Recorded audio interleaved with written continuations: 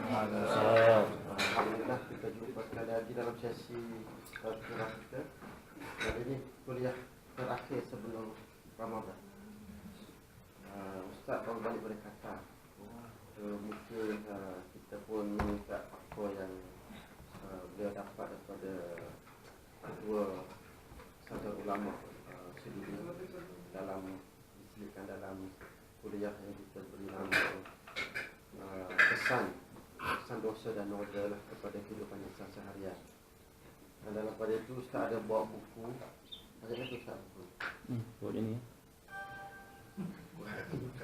Buku Bidalan tentang manusia di dalam Al-Quran.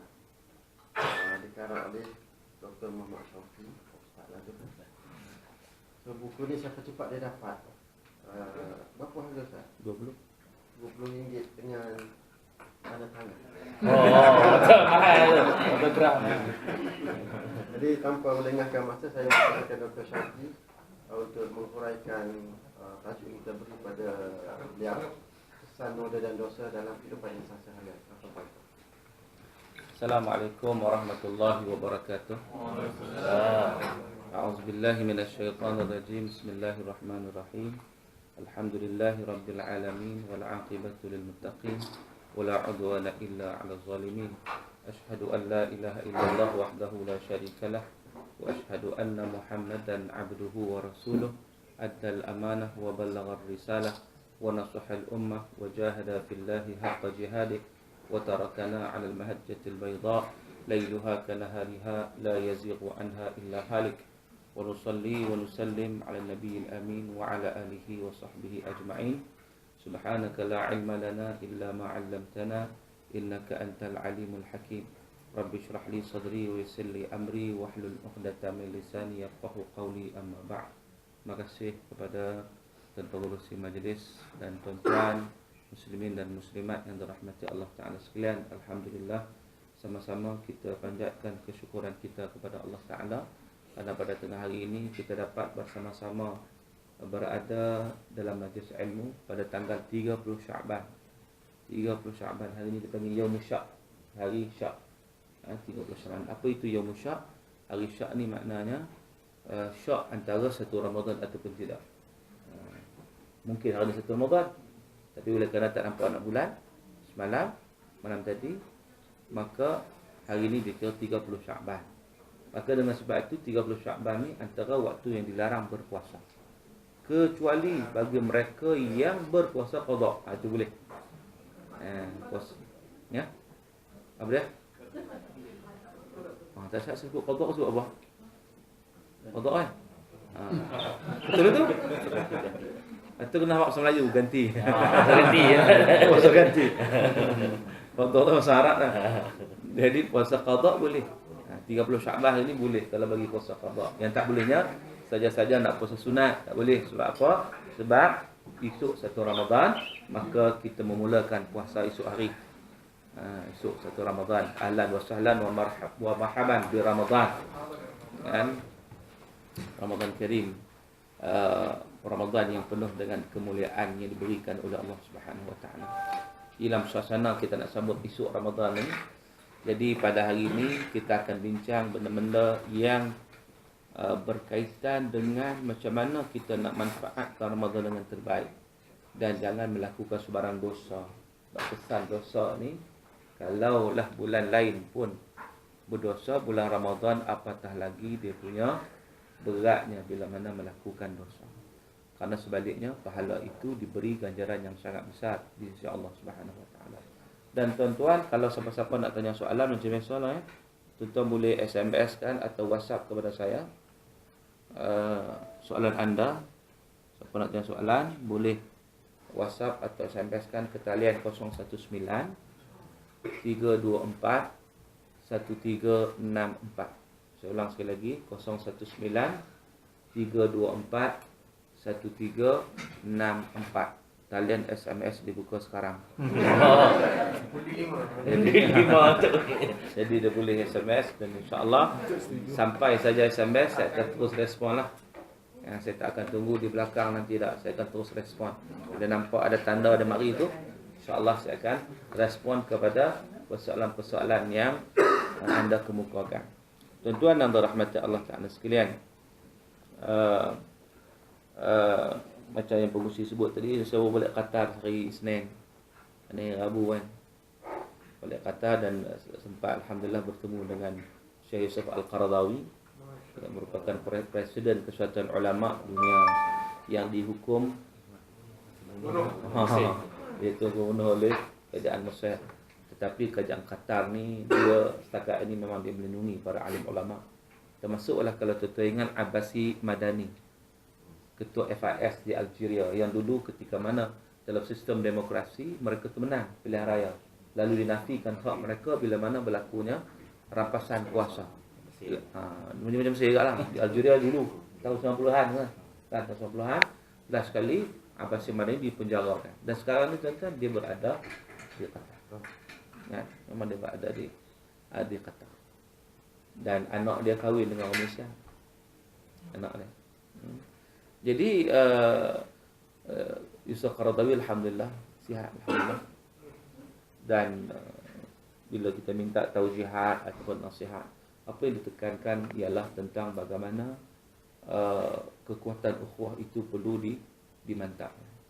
Sebab umat Islam hari ini berhadapan dengan berbagai isu, berbagai perkara-perkara yang boleh menggoyangkan kekuatan umat Islam itu sendiri. Maka kekuatan ukhuwah di antara umat Islam amat-amat ditekankan oleh Syekh Al-Qaradawi. Begitu juga disebut tentang bagaimana kita perlu memanfaatkan waktu yang Allah anugerahkan kepada kita untuk kita faham Islam dengan sebaik mungkin. Hari ini jadi masalah terjebak dalam ajaran sesat lah, terjebak dalam perkara noda dan dosa. Bagaimana kita nak bincang pada tengah hari ini, ia adalah kerana bila mana dia tidak faham Islam. Maka dengan sebab itu Syekh Al-Qaradawi sebut bagaimana kita berkewajipan untuk memastikan kita mendalami ilmu syarak, kita mendalami ilmu-ilmu Islam, ilmu-ilmu yang berkaitan dengan apa yang diperintahkan oleh Allah Subhanahu wa taala kepada kita. Ini dibawa oleh sunnah Rasulullah sallallahu alaihi wasallam. Maka pada ketika itu kita tahu jalan mana yang kita nak ambil, jalan mana yang kita nak tinggalkan.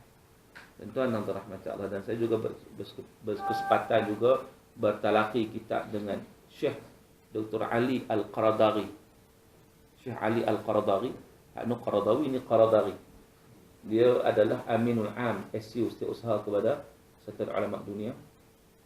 Dan saya nak jumpa dia pun, telefon dia kata okey, datang rumah dia, tapi dia terpaksa pergi ke Norwich sekejap. Bisa dia pergi betul balik.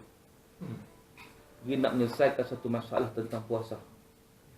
Nak selesai satu masalah tentang puasa. Sebab apa? Sebab mereka ni ada yang malam sikit, ada yang setengah tempat tak ada malam.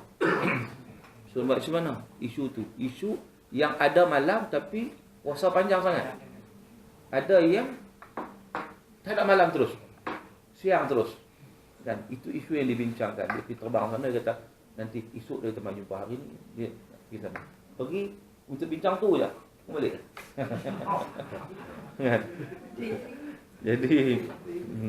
Jadi saya pun tanyalah ketika berjumpa dengan dia, sebab saya bertalaqi lepas itu, talaqi dengan dia daripada pagi sampai maghrib, sampai malam. Dan dia begitu makna tikram lah.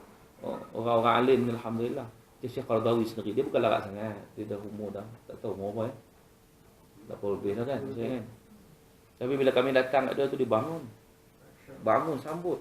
Dan kita bukan siapa-siapa kan, tapi maknanya begitu dia menghormati. Ikram itu sangat-sangat tinggi. Kita kadang-kadang tengok orang buat tak tahu kan. Kau tengok bos barulah kelang kabut. Pasal bos kelang kabut, maknanya kita nak sesuatu. Nak sesuatu, kita bangun tu bukan kerana ikhlas dah. Kita bangun tu kerana ada makna kata. Bangun tak ada makna. Tapi Qaradawi, baik ada makna. Dia Qaradawi, kami pergi ni, dia bukan kenal siapa dia ni. Tetapi oleh kerana sifat dia, akhlak dia. Sebab tu beza di antara orang yang berakhlak dengan orang yang buat-buat tu berbeza. Orang yang buat-buat ni dia certain perkara aja kan. Tengok macam manusia juga. Kan? Member saya. Dia ketika dia naik kereta Viva kot. Kan? Dia tu tempat orang tak layan pun, sedangkan dia bila datang besar tu. Tengok, pasal tengok kereta. Kereta Viva buat tak tahu ya, buat tak tahu. Tapi kalau main kereta besar barulah layan. Itu maknanya dia tidak berakhlak orang itu, sebab dia hanya layan orang yang dia tengok persepsi dia. Sepatutnya kalau orang berakhlak, siapa pun dia patut dihormati. Tambah-tambah ke dia sebagai tetamu kita. Dia sebagai tetamu kita, maka kita akan hormat dia walau siapa pun dia. Jadi itu konsep yang kata akhlak yang disebut Imam Ghazali ni, makna sesuatu yang sudah melekat dalam jiwa kita. Itu yang kata akhlak.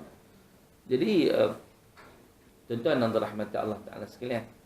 Jadi apa yang disebut hasil perbincangan Syekh Ali Al-Qaradawi, dia kata tentang puasa ini, satu maklumat yang sudah sampaikan juga pada tuan-tuan, iaitu sekiranya satu tempat itu ada malam.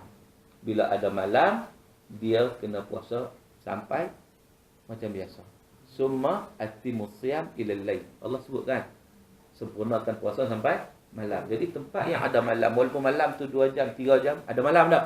Ada. Bila ada malam, maka dia puasa macam biasa, cuma panjang sikit lah. Kan? Panjang sikit. Tak mati. Panjang sikit. Nanti boleh je. Kan? Dan dia ada waktu pula, waktu yang pendek. Sebab mereka ni kalau jenis ni, jenis negara yang bermusim. Macam kita memang macam tu je kan. Bila setengah jam je. Ada orang ni memang, kalau waktu pendek tu pendek sungguh. Maghrib pukul 4 dan maghrib dah. Jadi bukan bersalah. Jadi ada waktu yang awal, ada waktu yang panjang. Makna itu jelas. Nas jelas sebut tentang atimus siyam ilal lail. Maknanya sempurnakan puasa sampai malam. Bila ada malam, ada siang ada, malam ada. No issue lah. Walaupun panjang kami ni panjang sangat, dah panjang tak panjang pun dah gitu lah. Ujiannya ujian masing-masing lah. Itu ujian lebih sikit pada waktu itu. Tetapi bagaimana kalau lah tidak ada malam dan tak ada siang, ataupun ada malam straight, 6 bulan malam atau 6 bulan siang. Walaupun benda tu tempat-tempat tertentu saja kan, kata belah-belah kutub sikit je tempat tak banyak. Tapi berlaku siang 6 bulan. Macam mana cerah ya. Tengok waktu dah bukan 1 pagi dah ni. Tapi dia cerah kan. 6 bulan puasa. 6 bulan puasa. Jadi macam mana nak buat? Tengok para ulama mereka ini cara mengistimbatkan mereka. Maka istimbat macam mana? Merujuk kepada hadis Nabi SAW. Nabi tak cerita bab tu, tapi ada hadis lain. Hadis tentang apa? Tentang Dajjal. Dajjal ni akan datang, maknanya Dajjal di akhir zaman dia akan turun dan dia menguasai bumi selama 40 hari. 40 hari. Hari pertama kasanah, seumpama setahun. Hari kedua seumpama sebulan. Hari ketiga seumpama seminggu. Hari keempat dan hari-hari seterusnya seumpama hari-hari biasa. Jadi persoalannya, sahabat Nabi bertanya, ya Rasulullah, bagaimana dengan hari yang seumpama setahun itu? Adakah cukup solat 5 waktu? Cukup tak solat 5 waktu? Nabi kata, tak cukup. Tak cukup. Kamu kena mentakdirkan waktu. Kan? Mana dia panjang kan? Panjang. Cukup 5 waktu? Dah tak cukup. Kena mentakdirkan waktu, jadi kamu akan solat untuk setahun lah. Maka dengan sebab itu, bagi mereka yang tak ada siang atau tak ada malam, sudah baca mana? Maka mereka nak kena mentakdirkan ikut kadar negara-negara tertentu. Maka para ulama sebut mereka boleh ikut Mekah, sebab Mekah diikut sebagai pusat, ataupun negara yang berhampiran dengan mereka yang ada siang dan malam. So maka boleh pilihlah sama ada nak tengok ikut Mekah terus, berdasarkan Mekah itu sebagai pusatnya, ya, ataupun nak mengikut negara-negara yang berhampiran yang ada siang dan malam. Jadi nak menyelesaikan masalah itu tentang. Sebab bila mai bulan puasa barulah orang tu cari-cari, kalau tak bulan puasa orang tak cari. Macam tu buat hukum hakam itu juga, bila mai bulan puasa baru kelang kabut. Kan? Lepas tu kalau sebelum puasa tu patut clear dah. Bukan baru masuk bulan puasa baru tanya, Ustaz, cabut gigi batal puasa dah? Baru nak tanya. Kan? Masuk dah puasa dah. Dia kata, ya Allah Ustaz, sebelum bulan puasa saya tak cabut gigi. Asal gigi ni bulan puasa. Kan? Kalau kita tahu konsep dia mudah. Cabut gigi batal puasa tak? Tak. Ha? Tak. Batal tak? Tak. Batal tak? Adakah anda pasti? Ha? Muktamad kan ni? Batal ke tak? Batal. Ha? Cabut gigi batal puasa kalau telan gigi. Marah kawan.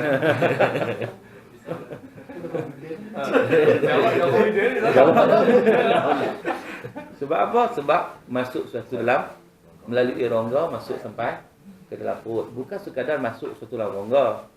Ha? Bukan. Sebab apa? Sebab saya nak tengok sampai hari ni masih lagi orang beranggapan begitu. Ni rakam apa ni? Kita contoh buat puasa ya.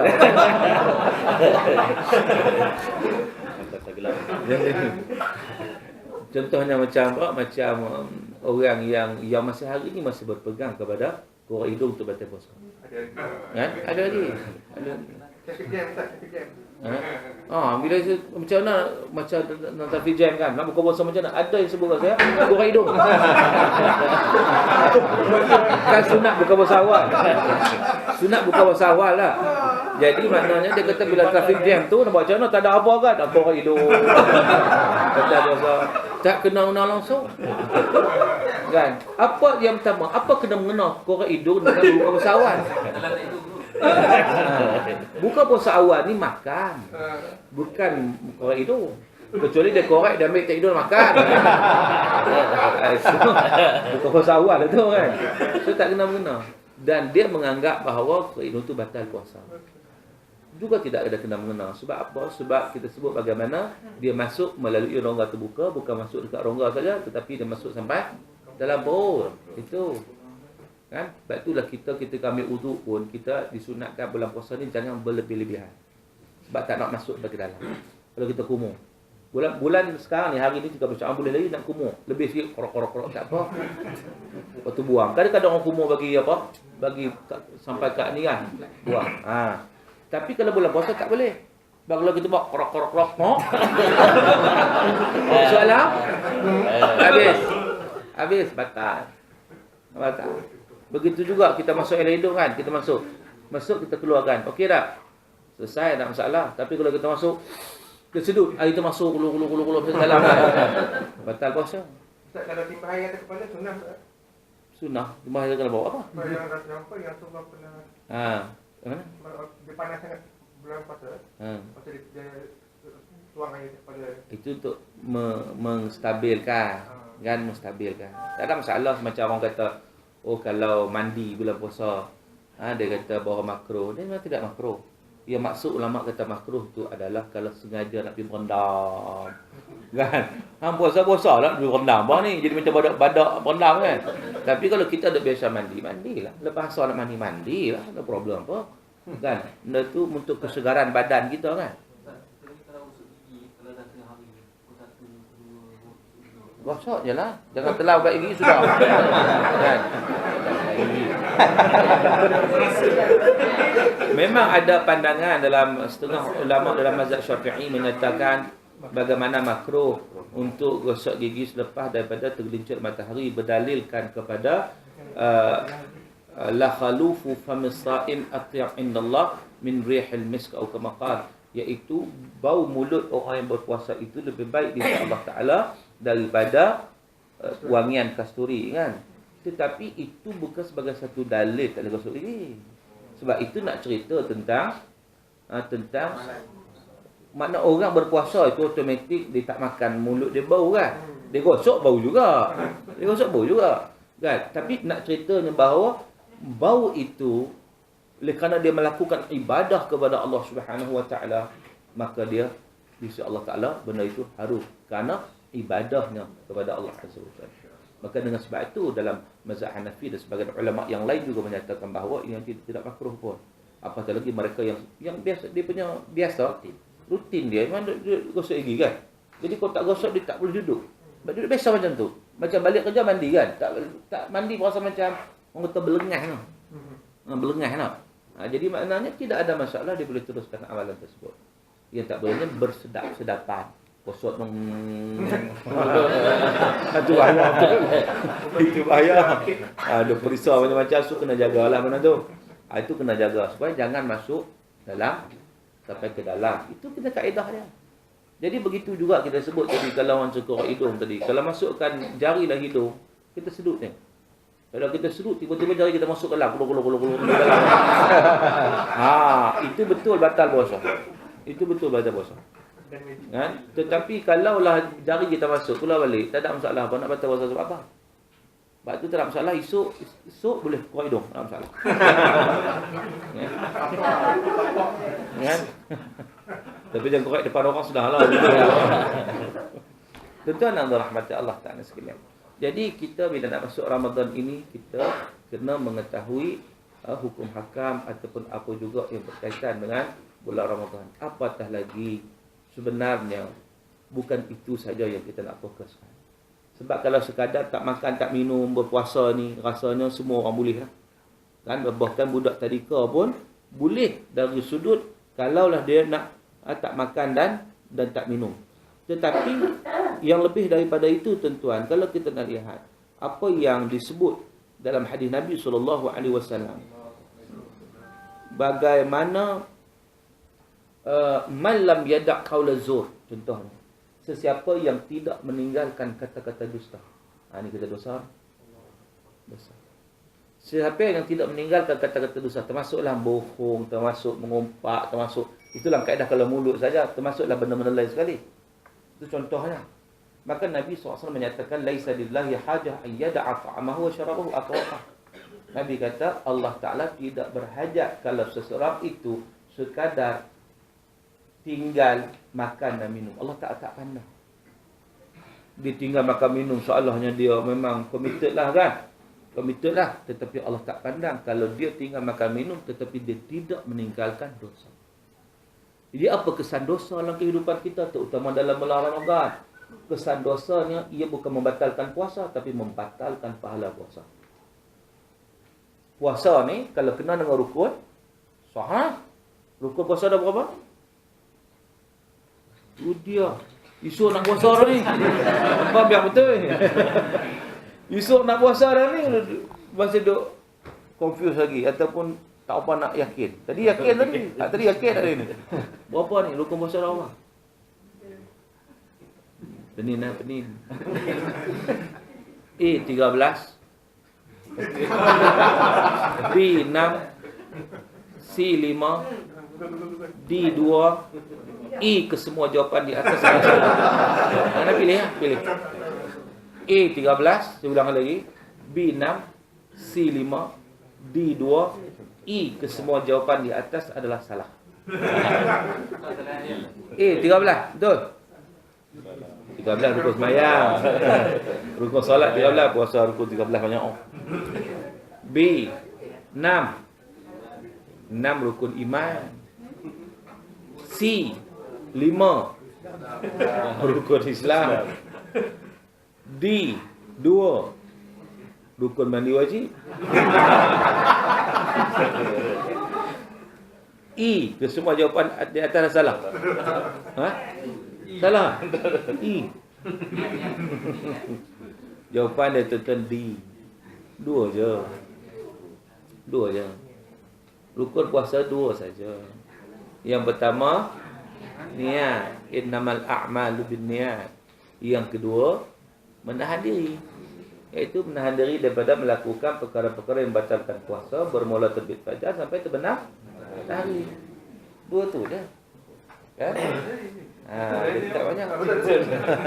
Dah nak habaq lah tadi ni. Dah nak bagi tahu dah tadi, tapi tak terbagi tahu. Kan? So 2 saja. Dan saya tengok bahawa masyarakat kita yang paling problem, saya tak tahu sebab apa, yang paling problem niat.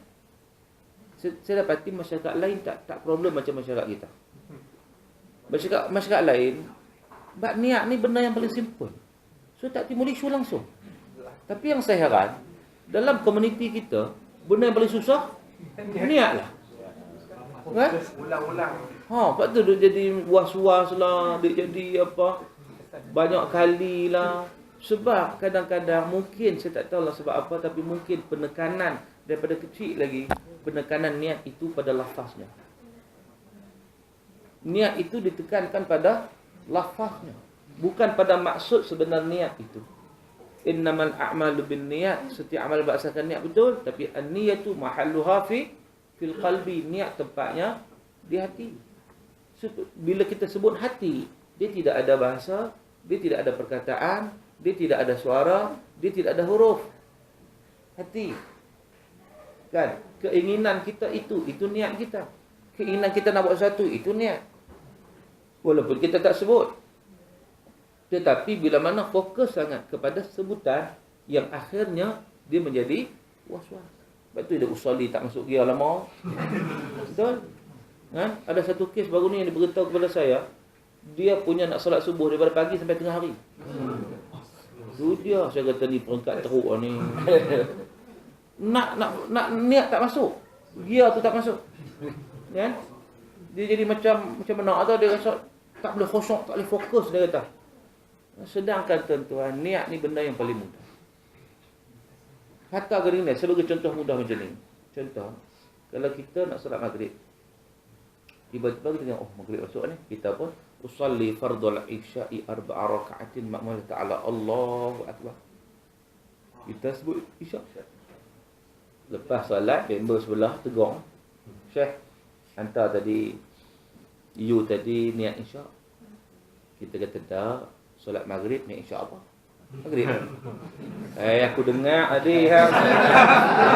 Niat isyak tadi, aku dengar. Kita kata dak, aku niat maghrib, isyak tak masuk lagi. Dia kata hang tak percaya, aku rakam tadi.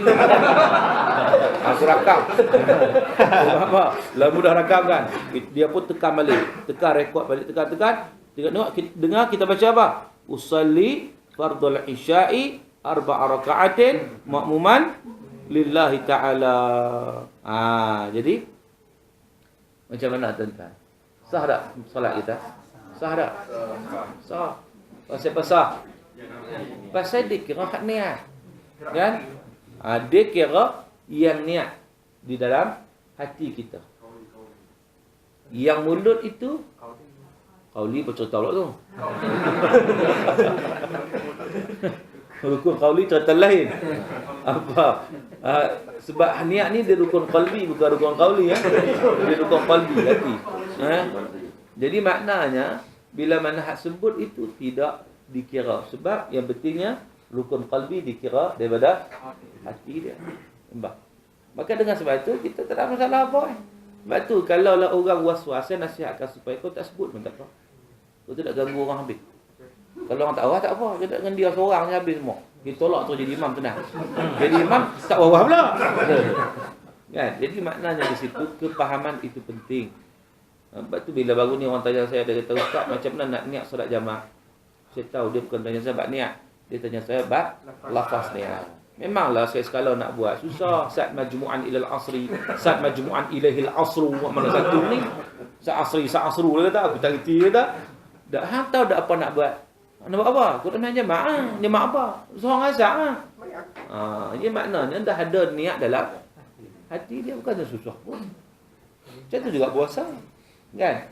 Kita tahu apa kita nak buat. Cumanya para ulama dalam mazhab Syafi'i dia kata rukun niat tu ada 3. Ada juga dia punya rukun niat. Yang pertama, niat itu mesti ta'yin. Kita tahu apa kita nak buat. Ta'yin tu mana puasa apa? Puasa Ramadan ke? Puasa qada ke? Puasa nazar ke? Puasa kifarah ke? So kita tahu. Itu kenalah mana kita nak buat satu, kita kena tahu apa kita nak buat. Yang keduanya, tabiid waktu malam. Kita niat tu mesti keazaman kita, keinginan nak puasa tu start malam lagi. Macam semalam kita niat puasa tak? Tak. Ada kan? Kita tak puasa lah. Semalam kita tak niat apa-apa untuk puasa kan? Ustaz, soalan macam ada hadis Nabi kata yang Aisyah ada tak makanan untuk aku, tak ada, aku dah puasa. Itu puasa sunat. Sunat lah. Itu adalah untuk puasa sunat sahaja. Sebab apa? Kalau puasa wajib berdalilkan kepada hadis Nabi, man lam yubaytu siyam qabla al-fajr fala siyamalah. Sesiapa yang tidak berniat puasa pada waktu malam sebelum fajar, qabla al-fajri, sebelum fajar, sebelum subuh, fala siyamalah, tidak ada puasa baginya. Berdalilkan kepada hadis itu, maka keinginan nak puasa itu, niat itu mesti makna antara maghrib sampai subuh. Manakala hadis yang satu lagi itu berujuk kepada puasa sunat, bila mana Nabi SAW balik ke rumah tanya Aisyah ada makanan apa nak breakfast. Lalu maknanya Aisyah kata tak ada apa. Nabi kata kalau macam tu aku berpuasa. So Nabi berniat pada waktu siang. Di sini para ulama sebut bagaimana niat waktu puasa sunat ni dia boleh sampai sebelum tergelincir matahari. Mana sebelum zuhur. Dengan syarat kita tak makan apa lagi lah. Tapi kalau pagi tu hentam nasi lemak 2 bungkus, saya tarik 2 gelas, mai tengah hari ke 12 rasa aku tak lapar, rasa nak puasa. Aku nak puasa-puasa apa? Anda pulun dah bagi tadi kan. Jadi maknanya itu bezanya antara puasa sunat dan puasa wajib. Tapi dalam konteks Ramadan dia adalah puasa wajib. Bila puasa wajib dia mesti waktu malam, keinginan kita itu. Kan? Kita sekarang mazhab Syafi'i cakap ni, tapi tambah tu yang niat tu, tapi yang niat malam tu ada orang kata mazhab lain pula boleh niat tu sebulan terus, tu buat dua-dua. Niat sebulan satu, lepas tu backup buat hari tu lagi. Itu bukan kira malam, itu bukan persoalan malam. Itu persoalan tikrar yang ketiga. Tikrar ni maknanya dalam mazhab Syafi'i dia mensyaratkan tiap-tiap malam ataupun tiap-tiap hari lah, makna tiap-tiap malam lah. Itu mensyaratkan. Malam seluruh mazhab kata malam sebab berdasarkan hadis Nabi sallallahu alaihi wasallam. Cumanya perlukah tiap-tiap malam? Perlukah tiap-tiap malam? Dalam mazhab Syafi'i dia melihat bahawa Ramadan itu dia ada hari kita puasa, ada hari kita tak puasa. Kan? Maka dengan sebab itu hari yang kita puasa kita niatlah, hari tak puasa macam wanita yang uzur. Kan? Dia tak puasa kan? Maka dengan sebab itu niat puasa buat apa? Memang tak puasa. Jadi bahkan berdosa kalau dia puasa dalam keadaan yang memang dia tak boleh puasa. Dia saja nak puasa juga tak boleh. Sebab tu baru semalam ada orang tanya saya, dia kata orang perempuan yang uzur, dia kata haram makan walaupun dia tak puasa. Tuan-tuan, dia tak puasa makan je.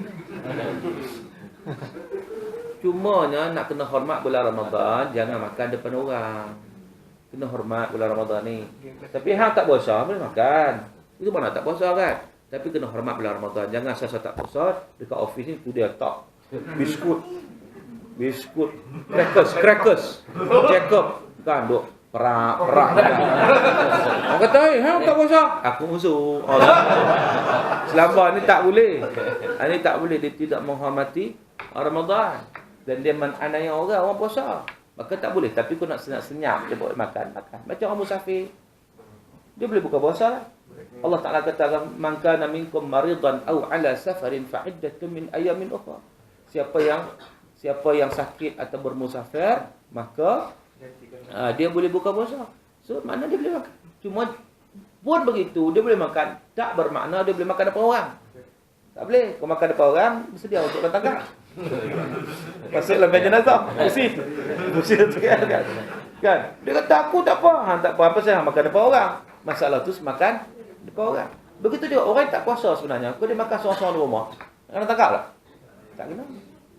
Hang punya pasal lah. Itu kamu dengan Allah Ta'ala lah. Sebab kamu tak puasa kan. Tapi kamu tidak buat sesuatu yang mencemari bulan Ramadan. Itu kamu dengan Allah Subhanahu Wa Ta'ala. Kau makan di rumah kamu. Itu kamu punya pasal lah. Tapi masalahnya nak makan juga di kedai makan. Problem betul. Kan? Orang nak makan juga di kedai makan. Walaupun tutup dengan tirai kan dan sebagainya, maka di situ dia telah melakukan satu kezaliman dengan makan di siang hari dalam bulan Ramadan di depan khalayak orang ataupun orang di depan umum, maka di situ dia kira salah lah dalam konteks itu. Jadi dalam mazhab Syafi'i disebut tiap-tiap malam. Dalam mazhab Maliki dia melihat kepada Ramadan itu sebagai satu package Ramadan. Dia boleh niat untuk sebulan terus. Jadi kita boleh mengambil kedua-dua pandangan tersebut untuk kita amalkan, iaitu malam esok kan? Malam esok apa? Malam ni esok pada esok nak puasa lah. So malam ni kan? So malam ni kita boleh niat untuk sebulan terus. Dan selain daripada itu kita juga boleh berniat pada setiap malam. Mana niat itulah keadaan keinginan kita itu untuk terus melaksanakan puasa Ramadan. Itu keinginan itu. Dia dipanggil sudah ada niat. Walaupun kita tidak melafazkannya. Kan? Walaupun kadang-kadang sebulan sekali lafaz kadang-kadang betul sangat. Nawaitu saumaruddin arba'a raka'atin. Makmuman lillahi ta'ala. Selamba ya kan. Anak dari rumah masa pelik apa ayah aku ni. Kan? Dia kata betul lah itu, tak betul ke? Nah, sebab dia duduk solat kan, dia tak atur dengan solat. Kan? Maka yang dalam fas itu tidak dikira. Tetapi sah tak puasa dia? Tetap sah sebab dia berkeinginan nak puasa. Walaupun tak disebut apa-apa pun, macam orang tanya saya kan. Dia niat waktu sahur tu baru dia niat. Sedangkan dia niat saum marodin, puasa esok hari. Sedangkan itu hari yang sama. Kan? Tuan-tuan, hang sebutlah esok hari ke lusa hari ke tulat hari ke, tapi kamu tahu apa kamu nak buat, nak puasa lagi lah pas subuh kan. Dia kira niat tu, hak sebutan tu. Kadang-kadang dia biasa gitu dah. Sebab dia kira malam esok hari lah. Hari yang sama dia kira, tak kena dia kata ni saum marodin ni, aku tak sah ke puasa aku ni kan. Dia jadi kelang kabut pula. Kelang kabut. Ya. Maknanya benda yang kecil tapi boleh jadi besar bila mana tidak faham boleh menjejaskan ibadat kita. Jadi bab tu insya-Allah kita kena belajar betul-betul settle kan. Tetapi kita kena ingat macam hadis tadi yang saya sebut tadi, hadis Nabi kata tadi tentang bagaimana kalau dia berpuasa tapi dia tidak meninggalkan dosa. Dia tidak meninggalkan dosa. Tak kisahlah dosa apa-apa. Cakap bohong ke, fitnah ke, mengumpat ke, tak jaga telinga, tak jaga mata, tak jaga kaki, tak jaga tangan, tak jaga semua ni, maka ia akan membatalkan pahala rugi. Dengan dosa yang dilakukan itu menyebabkan sama ada mengurangkan pahala puasa atau membatalkan pahala puasa. Menyebabkan dia puasa ni disebut dalam hadis Nabi sallallahu alaihi wasallam, rubba sha'imin laisa lahu min siyamihi illa al-ju' wal 'atash. Iaitu kedapatan berapa banyak orang yang berpuasa yang dia hanya dapat daripada puasanya lapar dan dahaga. Itu saja dia dapat. Penat saja tuan-tuan. Sebulan berlalu begitu saja. Penat. Sebab apa? Sebab puasa dia tetap tidak dapat melahirkan manusia yang Allah Ta'ala sebut la'allakum tattaqun. Manusia yang bertakwa. Sebenarnya setiap ibadat tu dia ada matlamat. Setiap ibadat tu ada matlamat dia. Dan ibadat puasa matlamat dia disebut oleh Allah dalam surah Al-Baqarah ayat 183. Ya ayyuhallazina amanu kutiba alaikumusiyam kama kutiba alal ladzina min qablikum la'allakum tattaqun. Wahai orang beriman, difardukan puasa kepada kamu sebagaimana difardukan kepada umat-umat terdahulu, moga-moga kamu bertakwa. Apa itu takwa? Takwa tu kata Syekh Dr. Fadul Hasan Abbas, dia kata takwa tu berasal berkata wiqayah. Wiqayah nak cegah. Nak cegah diri kita daripada yang pertama melakukan syirik pada Allah. Sebab syirik ni sebesar-besar dosa. Apa akibat dosa syirik ni? Apa akibat dosa syirik? Akibat dia disebut dalam firman Allah Ta'ala, innallaha la yaghfiru an yushraka bih wa yaghfiru ma duna dzalika liman yasha. Allah Ta'ala tidak mengampunkan dosa orang yang mati dalam keadaan syirik kepada Allah Ta'ala. Kesan dia finnar khalidina fiha. So maka selama-lamanya. Kalau mati dalam keadaan syirik. Sebab mati kita tak tahu bila kan. Tak tahu bila masa datang pada kita. Maka takwa ni pertama tak terlibat dengan syirik. Sebab itu dosa yang paling besar. Yang Nabi sebut dalam kategori sab'al mubiqat.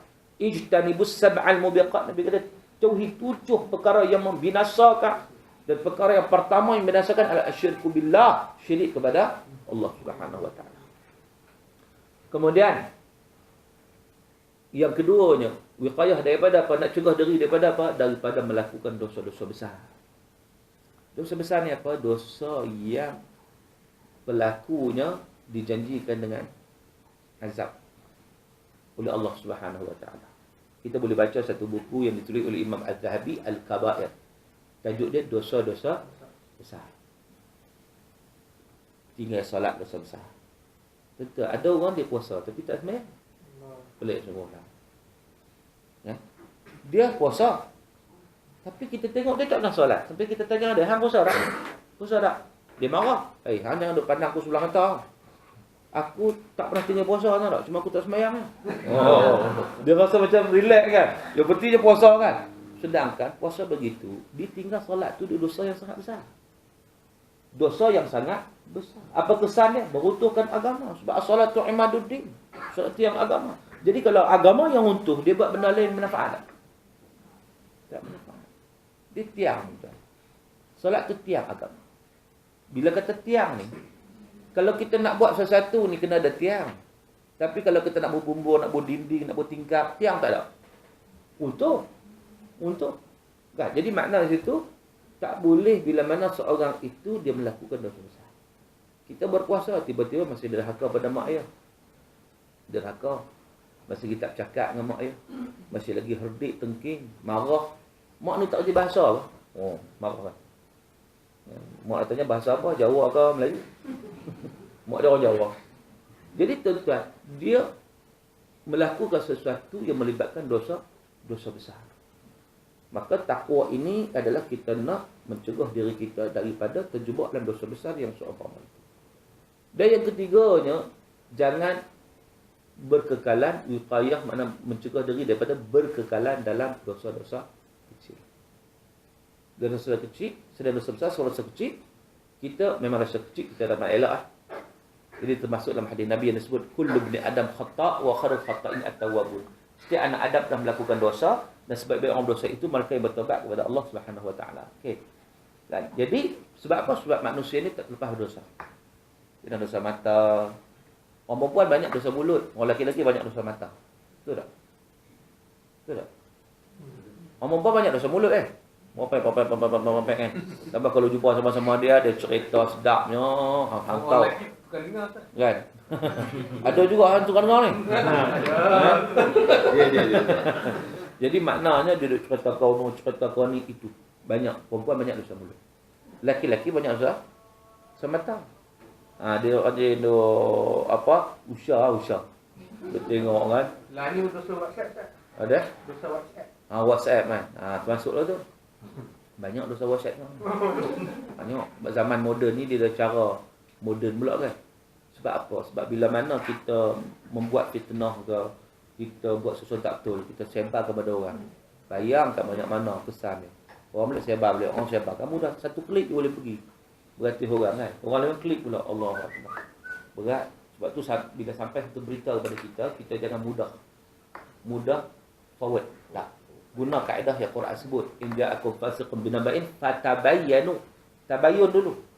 Fatabayyun kena cek dulu. Jangan main hadis. Ini hadis Nabi. Sebar. Sedangkan kadang itu bukan hadis pun. Banyak hadis palsu yang disebar. Kan? Yang disebarkan. Sebab tu kadang hadis pula keluar ni bulan Ramadan ni keluar hadis baru pula. Hadis kata siapa Jibril kata siapa nak masuk Ramadan ni kena minta maaf kan pada mak ayah dia, minta maaf pada suami dia, minta maaf. Kalau tidak memang tak diterima dia punya ni apa puasa dia. Dia kata itu hadis Nabi sallallahu alaihi wasallam. Tak kena mengena pun. Memang betul minta maaf ni satu kewajipan. Tetapi bila awak main hadis yang tidak ada asasnya itu yang tak betul. Kan? Minta maaf ni memang bukan setakat bulan puasa, bulan bila-bila. Bila kita buat salah, kita minta maaf. Itu sebetulnya, itu sikap orang Islam kan. Dan bukan nanti tunggu raya baru minta maaf.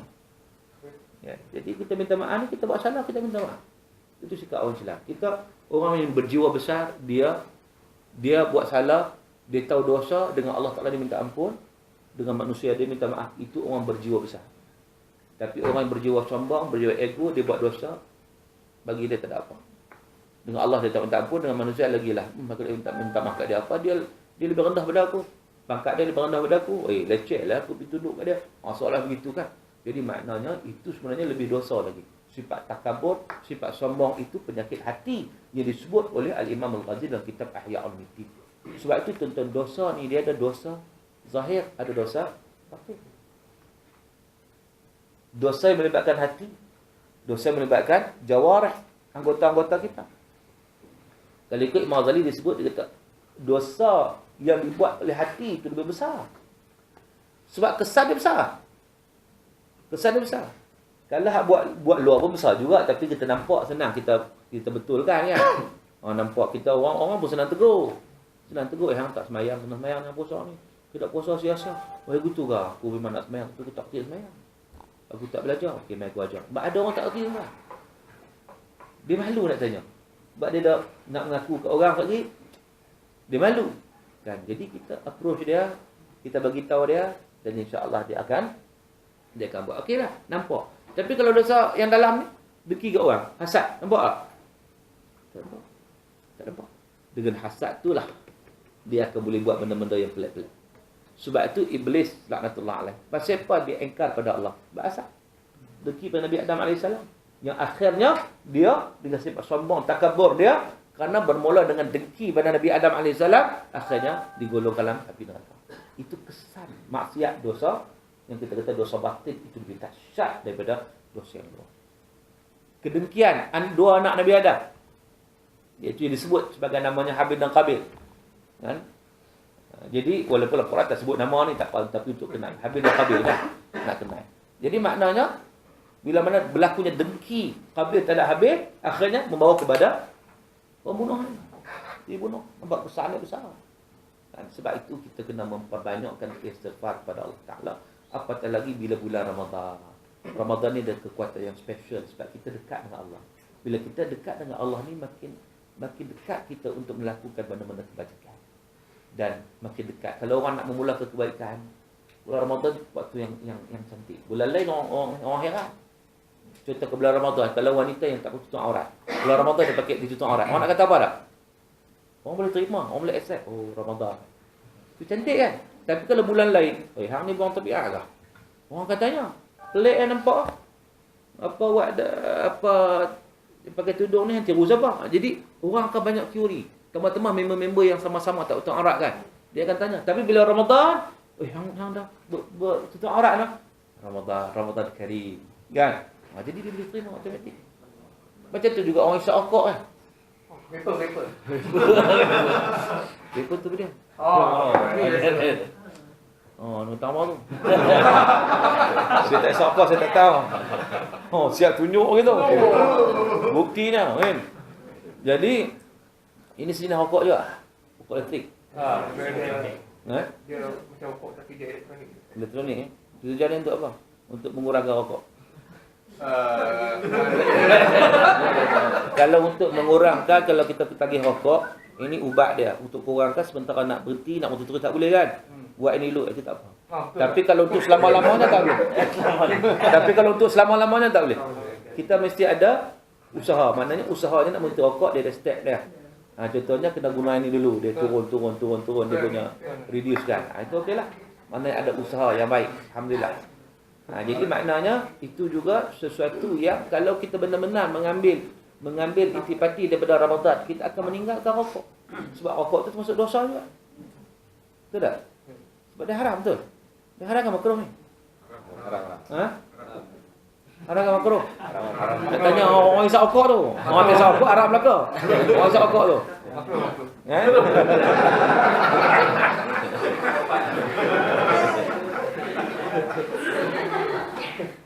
Jawapannya haram. Dia makruh ni. Memang ada ulama sebut makruh. Tetapi kita tengok waktu bila dia sebut. Waktu zaman dulu. Zaman yang orang isap rokok daun. Orang isap rokok daun waktu tu. Bila tanya fatwa dia berkata makruh. Waktu itu. Kan? Tetapi kita duk guna fatwa waktu zaman dulu. Nak guna zaman sekarang tak boleh, tak relevan. Macam zaman dulu. Kalau ikutnya pakai tie pun tak boleh tak? Zaman dulu kau tanya ulama kata pakai tie haram. Sebab apa? Sebab dia melambangkan non-muslim. Orang Islam tak pakai tie. Sebab tu para ulama dulu sebut tie tak mau. Haram dia kata. Sebab tu siapa pakai tie sembahyang tak sah sembahyang dia.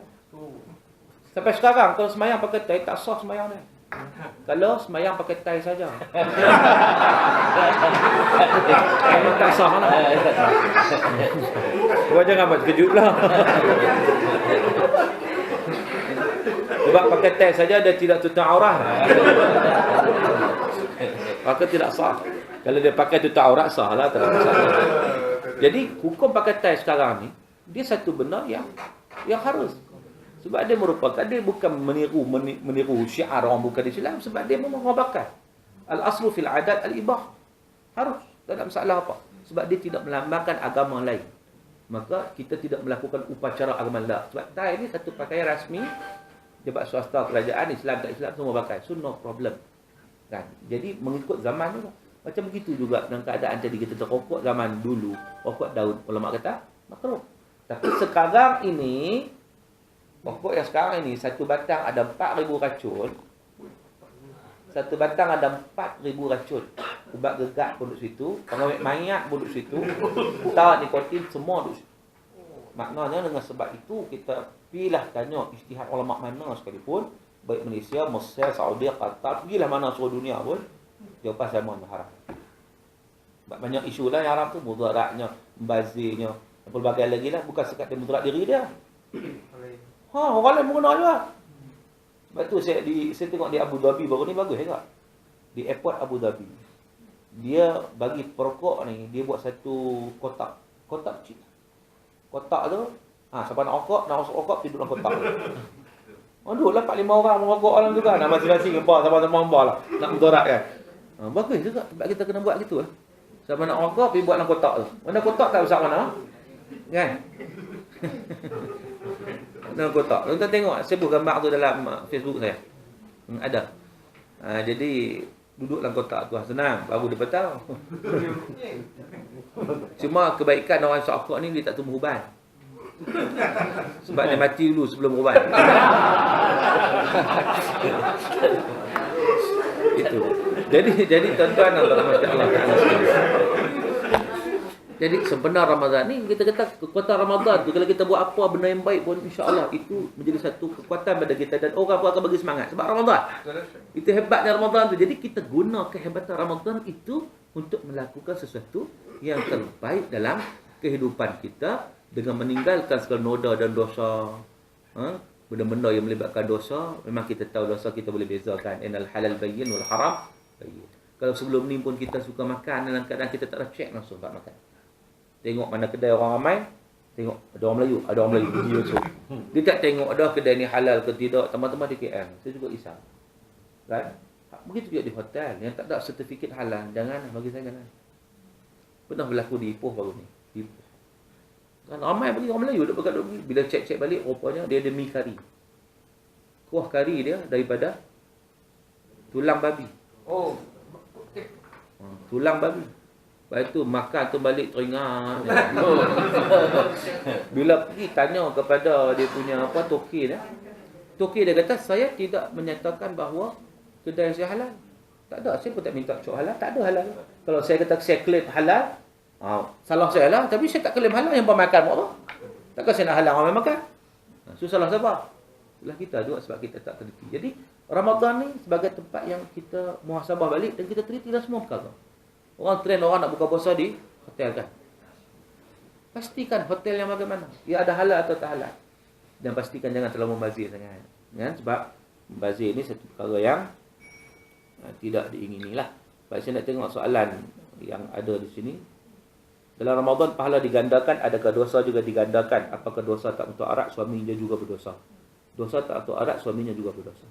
Dia dari sudut nasnya tidak ada, cumanya kalau kita lihat dari sudut pandangan ulama adalah iaitu bila mana sesuatu kebaikan itu digandakan, maka berbuat sesuatu dalam waktu itu kejahatan juga dosanya sangat-sangat besar juga. Sangat besar. Macam bulan-bulan haram. Bulan haram ni maknanya buat kebaikan itu digandakan pahala. Kalau buat dosa, maka dosanya pun dikira besar, kira berat. Ya, sebab apa? Sebab dia berbuat dosa. Soal tadi suami, isteri tak untuk arat, suami berdosa ke tak? Tengok suami suruh ke tak?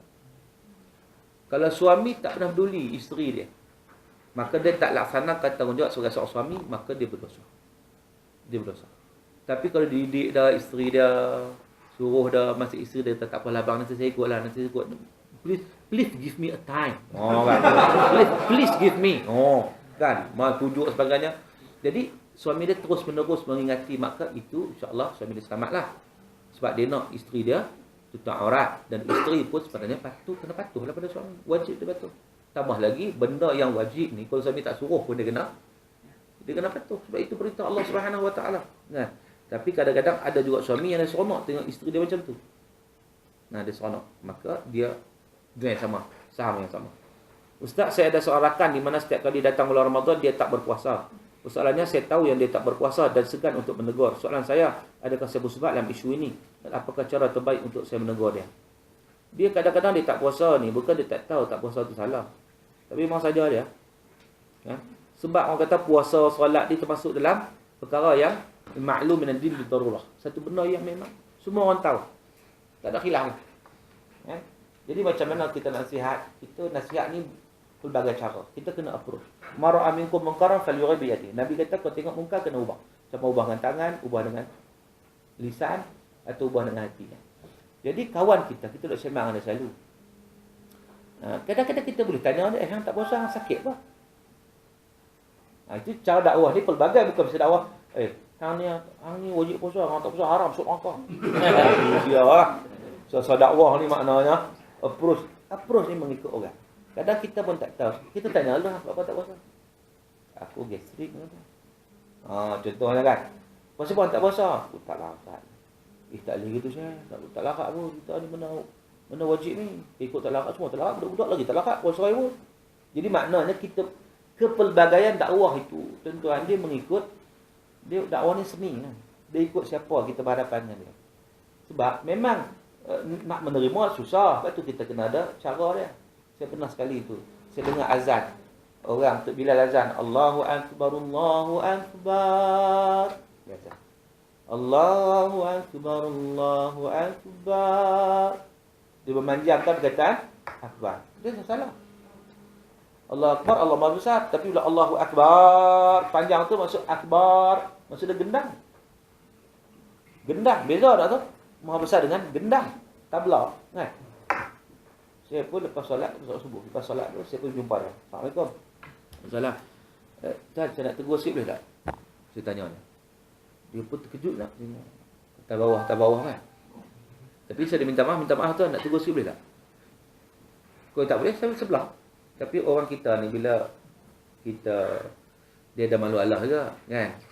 Minta maaf, saya nak tegur boleh tak? Dia pun, apa dia? Tuan tadi azan tak pernah tepat. Tuan memanjangkan akbar. Patutnya akbar. Pendek saja. Assalamualaikum sebelah. Saya tak tunggu dah. Sebab apa poin kita tunggu?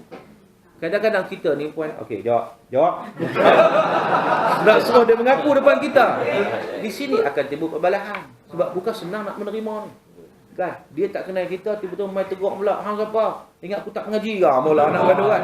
Sebab itu no point. Yang pentingnya kita dah sampai mesej. Mesej dah sampai. Bukan kerja kita nak ubah dia. Itu Allah Ta'ala. Tapi kita sampai mesej. Kerja kita sampai mesej je. Assalamualaikum. Saya pun sebut boleh. Tak ada nak jawab apa kan. Biar dia berfikir. Tapi Alhamdulillah. Lepas pada tu saya pergi. Memang azan dia cantik. Mana dia terima ni. Kalau dia tak percaya pada kita. Tak apa. Dia akan cari. Betul ke orang tu tegur ni?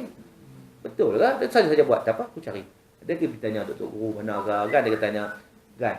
Tapi kalau kita nak tunggu jawapan dia kat waktu tu. Payah. Gaduh. Gaduh. Sebab tu teknik dakwah ni pelbagai. Dia mengikut situasi, mengikut keadaan, mengikut mad'u dan sebagainya. Kan? Tapi dakwah tetap kena dakwah. Itu tanggungjawab kita lah. Pada semualah.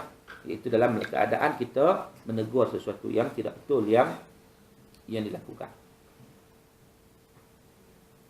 Ustaz, dua soalan. Satu, bagaimana isteri yang haid mau baca Quran pada Ramadan? Dia baca. Dia boleh baca dengan hati.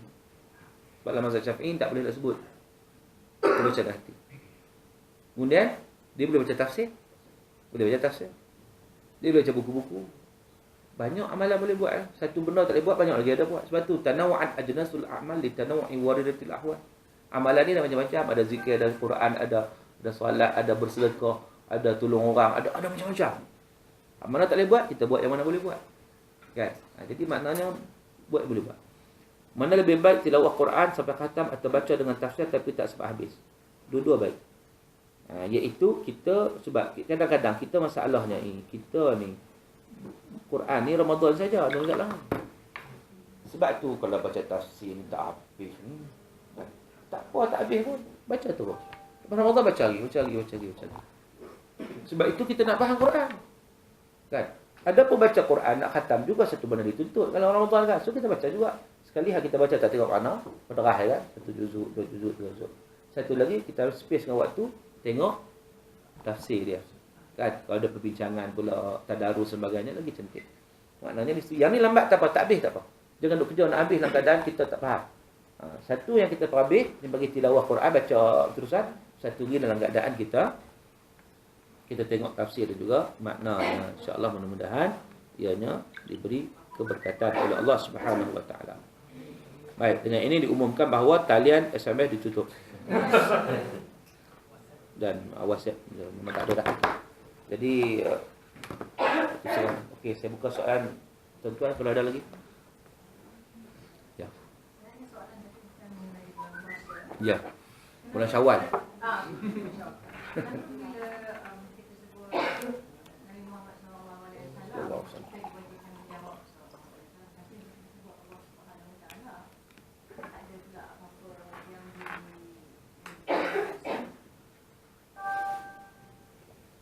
Kita wajib puji Allah Subhanahu Wa Taala setiap masa dan setiap ketika. Itu. Tapi ada pun tentang siapa kita disuruh untuk selawat, sebab itu merupakan hadis Nabi sallallahu alaihi wasallam menyatakan sedemikian. Dan juga Allah sendiri berselawat pada Nabi. Innallaha malaikatahu yusalluna 'alan nabi. Ya ayyuhalladzina amanu sallu 'alaihi wa sallimu taslima. Ini perintah daripada Allah Subhanahu Wa Taala. Maka dengan sebab itu Allah Ta'ala perintah untuk kita berselawat kepada Nabi sallallahu alaihi wasallam. Bahkan Allah dan malaikat berselawat kepada Nabi. Ya, jadi Allah selawat di mana rahmat Allah Ta'ala lah. Dan dalam hadis Nabi juga Nabi sebut tentang bagaimana Jibril datang beritahu Nabi kan. Dan Nabi kata amin tu. Iaitu antaranya yang pertamanya Jibril beritahu Nabi, amat malam, amat rugi orang yang apabila disebut namamu ya Muhammad maka tidak mengingatimu. Nabi kata amin. Maka dengan sebab itu disuruh menunjukkan satu kewajipan untuk kita ingat Nabi. Bahkan Allah Ta'ala ni tak perlu habaq setiap masa, setiap ketika. Bahkan semayang tu pun wajib alhamdulillah. Kan? Puji Allah Ta'ala ni setiap kali, setiap waktu dah. Bahkan cilik-cilik mata tu alhamdulillah dulu, cuma kita tak buat je.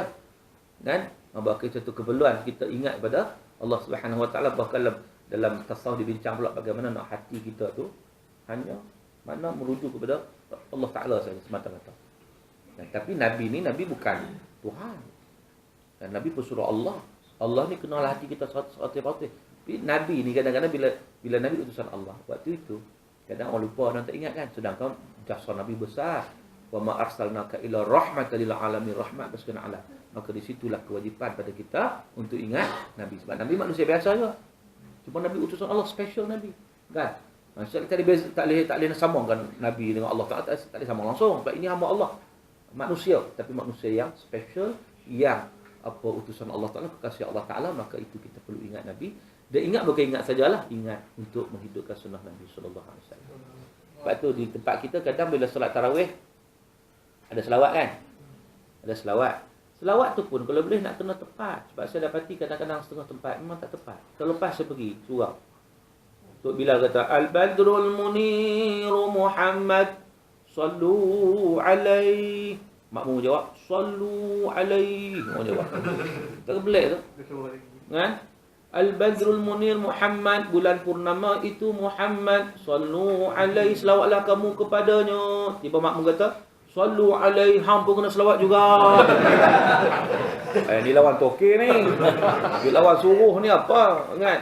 Sedangkan selawat lawan Nabi itu maknanya benda kecil, tapi kalau tidak faham menyebabkan kita tak dapat melaksanakan dengan cara yang terbaik. Lalu kita bukan selawat, lawan duk suruh selawat. Patutnya selawat. Sebab apa? Rupa-rupanya saya perasan ada dalam banner pengantung tu kan, ditulis macam tu.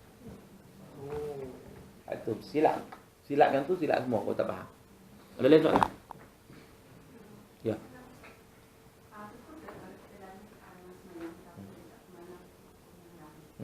Betul? Dia begini ya.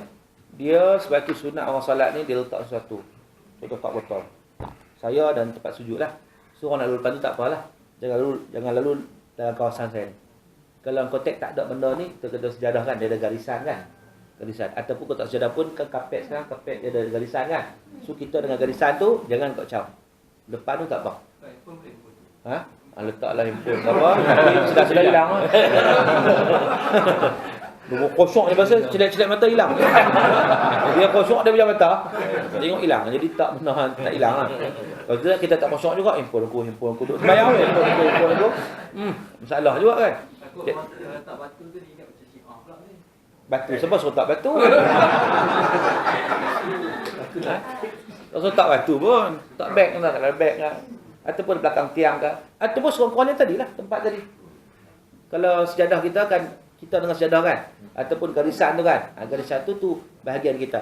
So jangan ada orang lalu depan kita. Itu larangan. Bahkan hadis Nabi menyatakan kalau orang yang mengetahui dosa lalu depan orang sembahyang tu, nescaya dia akan berhenti tunggu selama 40. Perawi hadis ni kata apa? Mungkin 40 hari sebab 40 saja disebutkan. Mungkin juga 40 hari, mungkin 40 bulan. Tapi maknanya kalau 40 hari pun tunggu, maknanya besar lah. Kalau dia tahu dosa lalu depan orang sembahyang. So kalau jarak dia macam saya memang sedikit hasta Dan asal ni yang saya sebut tadi, dia panggil sutra. Dia panggil sutra. maknanya kalau kita letak benda tapi jauh, kita dah jauh daripada depan orang tu. Tak apa. Maknanya dia di kawasan dia tu, kawasan dia ataupun garisan itu, di garisan. Sebab Nabi bila tak ada benda, Nabi garis.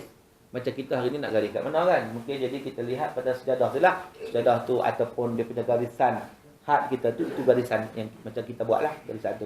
Tu atau kita. Buat daripada sejadah tu, kalau kita tak letak benda, boleh lah. Boleh? Buat daripada kawasan sejadah. Luar kawasan tu. Makna kita tak boleh ganggu dia. Sebab luar kawasan dia tengok tempat sujud. Sunat tengok tempat sujud, tengok tempat lain. So, dia lalu depan pun dia tak nampak dah. Tapi kalau lalu betul-betul dia tengok tempat sujud, tengok kita. Kan? Sebab tu masalah. Tak boleh halang ke tak? Kalau dia Boleh halang. Bila tak halang. Halang boleh. yang bunuh dia kan? Itu kiasan aja. Kiasan dia Kiasan nak ceritanya benda itu benda besar, jangan pergi bunuh sungguh. Kena faham. Orang kata majazi. Macam kita kata lah dia ni kaki bangku. Jangan pergi tengok sungguh dia bangku kau. Itu tu. Makna kena faham konsep lah kan. Jangan pergi bunuh sungguh kan. Makna ceritanya benda tu besar. Sebab dia tu syaitan macam nak ganggu macam nak ganggu juga. Syaitan tu kan. Baik, tuan-tuan dan rahmati Allah, signal dah bagi. Maka kita kena tutup, kita kena berhenti. Sekadar itu. Dan ini buku tadi ni di dalam manusia dalam Quran cerita tentang bagaimana Allah Taala umpamakan manusia. Sebab Quran diturunkan untuk manusia. Manusia kafir, manusia Islam, manusia munafik. Kadang Allah umpamakan manusia macam binatang. Dia buat dosa tak reti-reti. Macam mana Allah umpamakan? Kadang-kadang macam keldai, kadang macam anjing, kadang. Maka dalam buku ini dimuatkan perkara tersebut untuk kita lebih memahami Al-Quran. Macam tersebut tadi, kadang-kadang kita baca Quran kita tak faham. Jadi ini secebis daripada perkara-perkara yang dinyatakan dalam Al-Quran tentang bagaimana perumpamaan Al-Quran terhadap manusia itu sendiri. Jadi siapa nak dapatkan, dia dapat ni yang saya bawa. Ini jelah. Wallahu ta'ala alam. Aku qawli hadza wa astaghfirullahal azim li wa lakum wa billahi taufiq hidayah. Wassalamualaikum warahmatullahi wabarakatuh. A'udzubillahi minasyaitonir rajim. Bismillahirrahmanirrahim. Alhamdulillahi rabbil alamin. Wassalatu wassalamu ala asyrafil mursalin wa ala alihi wa sahbihi ajma'in. Allahumma barik lana fi Sya'ban wa ballighna Ramadan. وبلغنا رمضان برحمتك يا أرحم الراحمين. اللهم اجعل جمعنا هذا جمعا مرحوما وتفرقنا من بعده تفرقا معصوما. اللهم فقهنا في الدين وعلمنا التأويل. اللهم آتنا أفضل ما تؤتي عبادك الصالحين. ربنا عليك توكلنا وإليك أنبنا وإليك المصير. ربنا آتنا في الدنيا حسنة وفي الآخرة حسنة وقنا عذاب النار. وصلى الله على سيدنا محمد وعلى آله وصحبه وبارك وسلم. والحمد لله رب العالمين. تقبل الله منكم. يا كريم.